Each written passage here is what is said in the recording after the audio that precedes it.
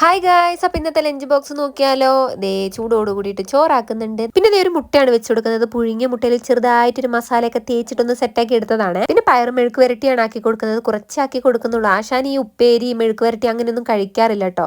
Lunch box ആക്കുന്ന സമയത്ത് നമ്മുടെ അപ്പുണി അടുത്തുണ്ടെങ്കിൽ പിന്നെ പറയണ്ട കേട്ടോ. ഉപ്പേരി വെക്കാനും മെഴുക്ക് വരട്ടി വെക്കാനൊന്നും അവൻ സമ്മതിക്കില്ലേ. പിന്നെ കറിയായിട്ട് ഉരുളക്കിഴങ്ങ് കറിയാണ് ആക്കി കൊടുക്കുന്നത്. അത് പിന്നെ ആശാൻ ഇഷ്ടമാണ്. തേങ്ങ വറുത്തരച്ച് വെക്കുന്ന ഉരുളക്കിഴങ്ങ് കറി എനിക്ക് ഭയങ്കര ഇഷ്ടമാണ് കേട്ടോ. അങ്ങനെ അപ്പുണ്ണിക്കുള്ളതെല്ലാം സെറ്റാക്കി മാറ്റി വെച്ചിട്ടുണ്ട്. ഇനി ഏട്ടനുള്ള ചോറാണ് ആക്കിക്കൊണ്ടിരിക്കുന്നത്. അങ്ങനെ ദേ ആവശ്യത്തിനുള്ള ചോറാക്കി അതിനുശേഷം രസമാണ് ആക്കുന്നത്. രസം ആദ്യം തന്നെ ഒരു പാത്രത്തിൽ ചൂടാറാൻ വേണ്ടി ഒഴിച്ചു വെച്ചിരുന്നു. അങ്ങനെ അതും ആക്കി. രസം ഉണ്ടാക്കുന്ന റെസിപ്പി വീഡിയോ ഞാൻ ഇടാട്ടോ. പല കൂട്ടുകാരും എന്നോട് ആവശ്യപ്പെട്ടിട്ടുണ്ട്. എൻ്റെ അമ്മയാണെങ്കിൽ എനിക്കൊരു സൂചന പോലും തരാനാണ് കേട്ടോ ഈ രസമൊക്കെ ഉണ്ടാക്കാറ്. ഞാൻ പലപ്പോഴും പറയാറുണ്ട്, അമ്മ രസം ഉണ്ടാക്കുമ്പോൾ എന്നോട് ഒന്ന് പറയണേ, എനിക്ക് വീഡിയോ എടുക്കാനാണ്. പക്ഷെ അമ്മയ്ക്കും ഓർമ്മ ഉണ്ടാവൂല. ഈ പറഞ്ഞ ഞാനാണെങ്കിൽ രസം തിളച്ച് അതിന്റെ സ്മെല്ല് വരുമ്പോഴാണ് അറിയാറ് കേട്ടോ. അങ്ങനെ പയർ മെഴുക്ക് വരട്ടിയും അതിനുശേഷം നല്ല മാങ്ങാച്ചാറും കൂടെ ആക്കി കൊടുക്കുന്നുണ്ട്. അങ്ങനെ ഏട്ടന്റെ ലഞ്ച് ബോക്സ് ഇവിടെ റെഡി ആയിട്ടുണ്ട്. ഇന്നത്തെ ലഞ്ച് ബോക്സിൽ ഇത്രയൊക്കെ ഉള്ളൂ കേട്ടോ. പുതിയ വീഡിയോ കാണാൻ.